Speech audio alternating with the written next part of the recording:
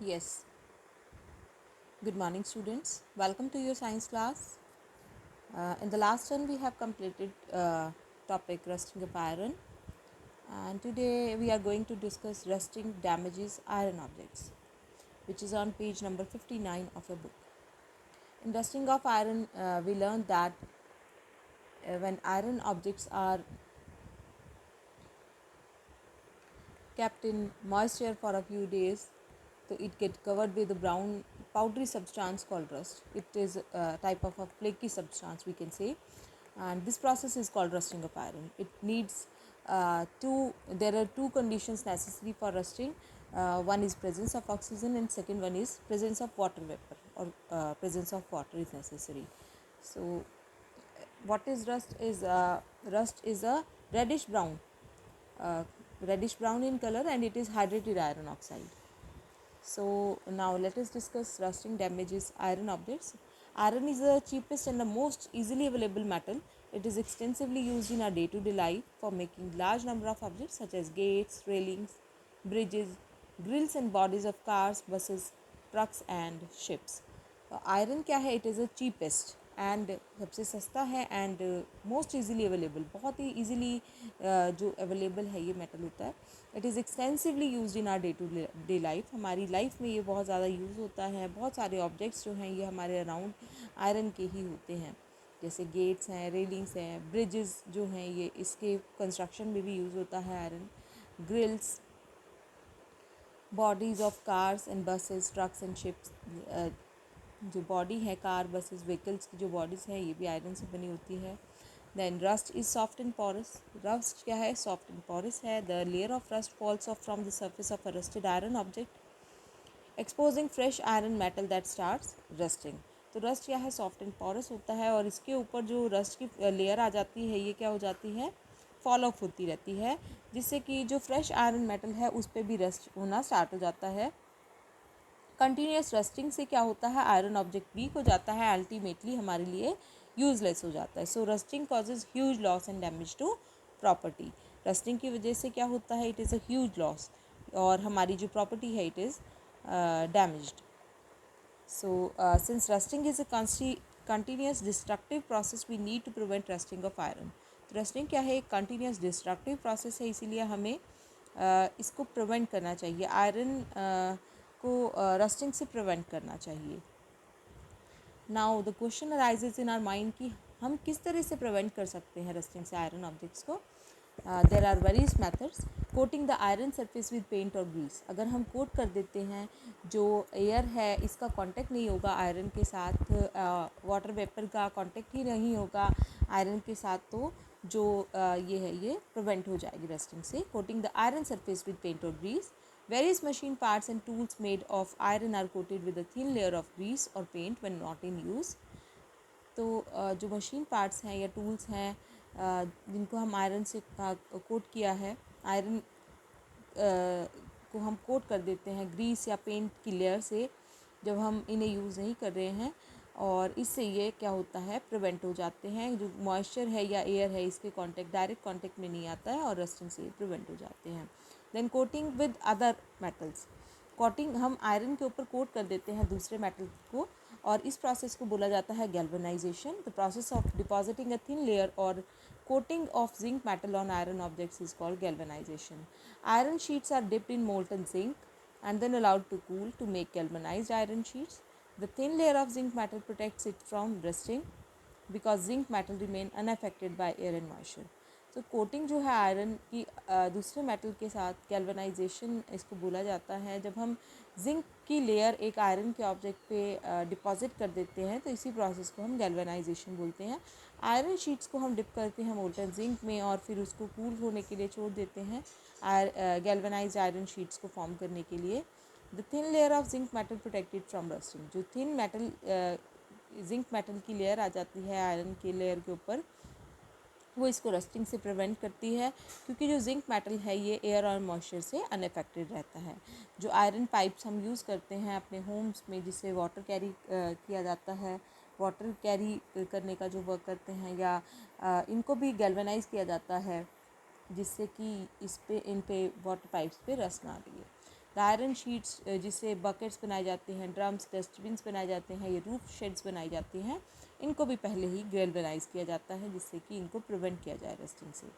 Then by converting iron into stainless steel और alloying, तो stainless steel iron से जब हम फॉर्म करते हैं या अलॉय प्रिपेयर करते हैं किसी मेटल का, तो उससे भी रस्टिंग को प्रिवेंट किया जाता है। The molten iron is mixed with fixed amount of carbon, manganese, chromium and nickel. On cooling it form an alloy called stainless steel. जब कूल हो जाता है ये तो ये अलॉय फॉर्म करता है, और स्टेनलेस स्टील जो है इस पर भी रस्ट नहीं लगता है मॉइस्चर में भी। Cooking utensils, knife, scissor, surgical instruments ये भी स्टेनलेस स्टील से ही बनाए जाते हैं।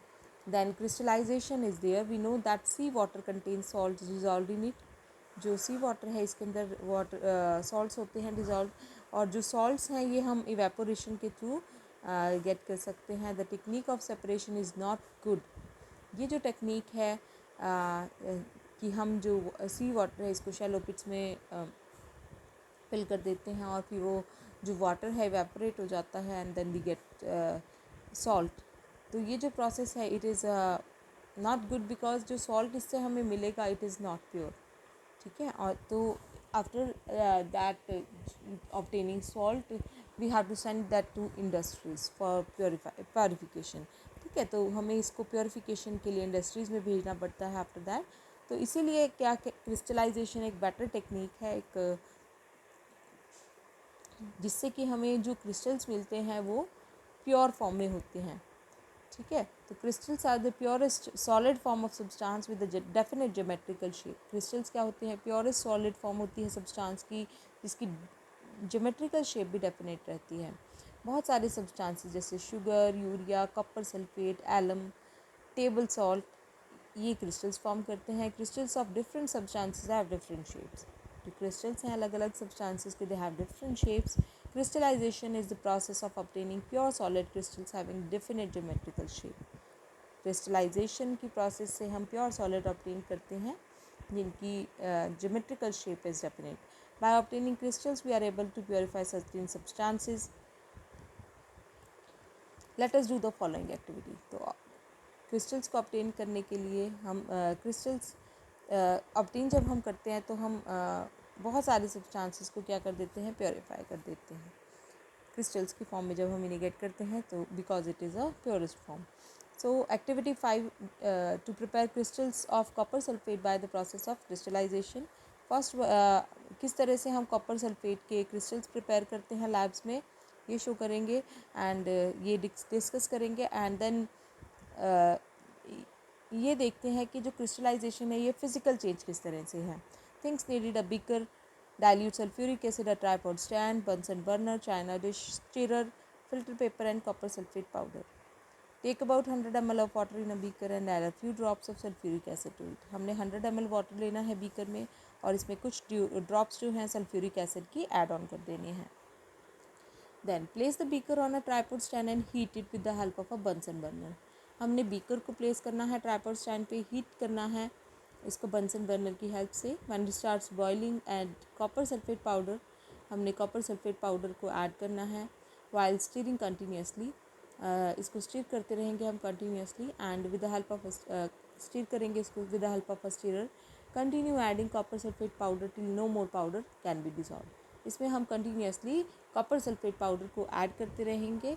कब तक ऐड करना है, जब तक हमारा सैचुरेटेड सॉल्यूशन फॉर्म नहीं हो जाए। सैचुरेटेड सॉल्यूशन क्या होता है, जिसमें हम और अगर जो सब्सटेंस है ऐड करेंगे वो डिज़ोल्व नहीं होगा, तो हमें ऐसा इसमें सॉल्यूशन फॉर्म करना है।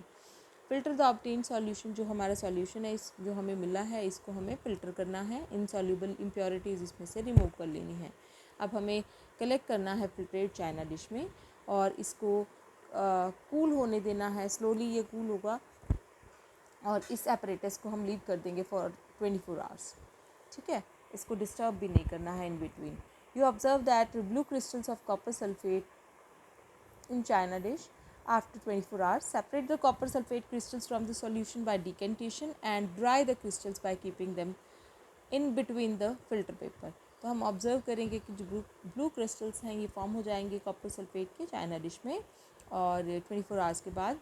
और फिर हम क्या करेंगे, इसको सेपरेट कर लेंगे डीकैन कर लेंगे, जो वाटर इसके साथ है, क्रिस्टल्स के साथ प्रेजेंट है, वो सेपरेट आउट कर देंगे क्रिस्टल से, और क्रिस्टल्स को फ़िल्टर पेपर के बीच में रख के ड्राई कर लेंगे।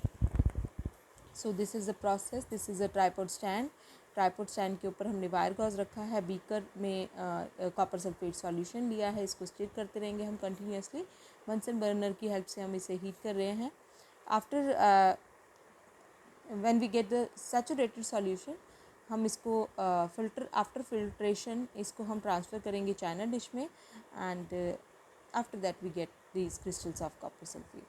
So you obtain pure large crystals of copper sulfate by the process of crystallization. Since no new substance is formed, क्योंकि यहाँ पर नया substance form नहीं हुआ है, therefore crystallization is an example of physical change. Conclusion: pure crystals of copper sulfate are obtained by crystallization, which is a physical change. So this is all about your chapter. Thank you very much, students. Have a good day.